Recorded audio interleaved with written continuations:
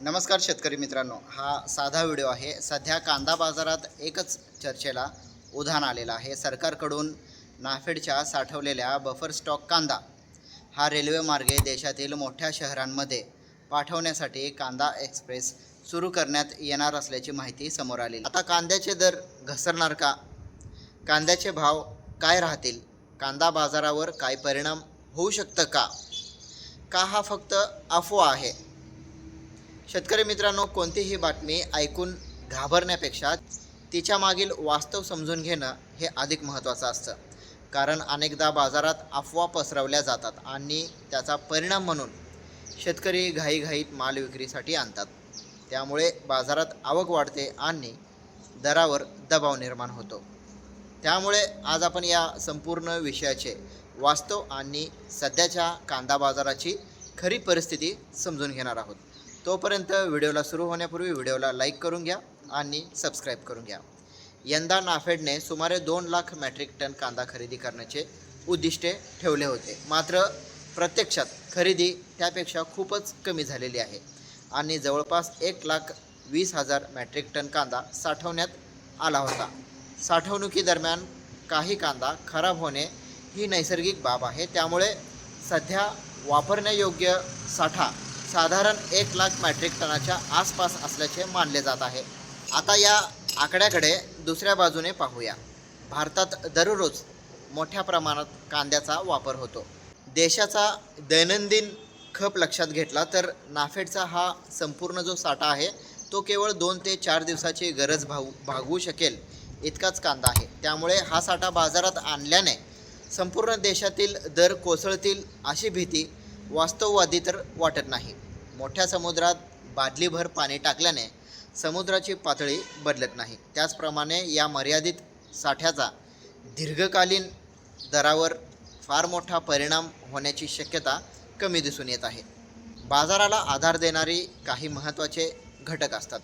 त्यातील सध्या दक्षिण भारतातील अनेक भागांमध्ये अपेक्षेपेक्षा कमी पाऊस झाला आहे। त्यामुळे नवीन कांद्याची लागवड आणि उत्पादन यावर परिणाम दिसून येत आहे। परिणामी बाजारात नवीन कांद्याची आवक अपेक्षित प्रमाणात झालेली दिसून येत नाही। दुसरी महत्त्वाची बाब म्हणजे राजस्थानातील अलवर आणि महाराष्ट्रातील नवीन कांदा मोठ्या प्रमाणात बाजारात येण्यासाठी अजून जवळजवळ 1.5 ते 2 महिने लागू शकतात। म्हणजेच सध्या बाजार पूर्णपणे जुन्या कांद्यावर अवलंबून आहे दिसून येत आहे। याशिवाय अनेक शेतकऱ्यांकडे असलेला जुना कांदाही आता कमी होत चाललेला आहे। काही भागांमध्ये साठवलेला कांदा संपत आला आहे, तर काही ठिकाणी गुणवत्तेचा प्रश्न निर्माण होत आहे। त्यामुळे चांगल्या प्रतीच्या कांद्याला मागणीही वाढ दिसून येत आहे। सणासुदीमुळे वाढणारी मागणी उत्तर भारतात श्रावण महिना संपत आला आहे। त्यानंतर गणेशोत्सव, नवरात्र, दिवाळी यासारख्या सणांची मालिका सुरू होत आहे। या काळात हॉटेल, रेस्टॉरंट्स व्यापाऱ्यांकडून कांद्याची मागणी वाढत असते। शेतकरी मित्रांनो, सामान्यतः श्रावण संपण्याच्या काही दिवस आधीच मोठ्या प्रमाणात लोडिंग सुरू होत असते। यंदाही अशीच परिस्थिती दिसून येत आहे। त्यामुळे अनेक बाजार समित्यांमध्ये व्यापाऱ्यांची खरेदी वाढताना दिसून येत आहे। ही वाढती मागणी देखील बाजारभावांना आधार देणारी ठरू शकते। शेतकरी मित्रांनो, या संदर्भात सध्याच्या परिस्थितीत सर्वात महत्त्वाची गोष्ट म्हणजे घाबरून निर्णय घेऊ नये। अफवा ऐकून एकाच वेळी मोठ्या प्रमाणात माल बाजारात आणल्यास आवक वाढू शकते आणि त्याचा परिणाम आपल्या दरावर दिसून येतो।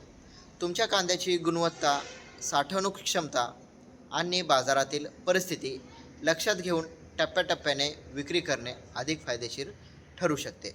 चांगल्या प्रतीचा कांदा असल्यास बाजारातील पुढील घडामोडीवर लक्ष ठेवणे आवश्यक आहे। तर शेतकरी मित्रांनो, थोडक्यात निष्कर्ष असा निघून येतो, एकंदरीत पाहता सध्याच्या परिस्थितीत कांदा एक्सप्रेसमुळे कांद्याचे दर लगेच कोसळतील असे ठोस चित्र अजून तरी दिसत नाही।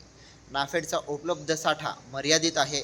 नवीन कांद्याची आवक अजून दूर आहे। जुन्या कांद्याचा साठा कमी होत चालला आहे आणि सणासुदीमुळे मागणीही वाढत चाललेली आहे।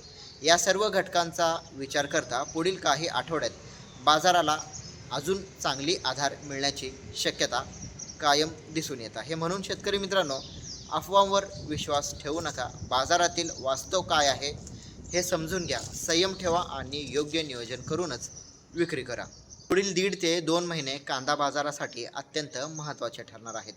त्यामुळे प्रत्येक बाजारभावावर लक्ष ठेवा, घाई करू नका आणि आपल्या मालाची योग्य किंमत मिळवण्यासाठी नियोजनबद्ध पद्धतीने निर्णय करा.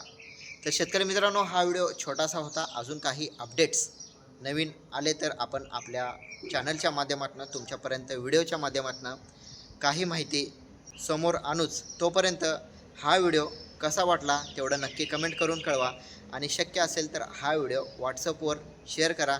भेटू पुन्हा पुढच्या व्हिडिओमध्ये. तोपर्यंत जय जवान जय किसान.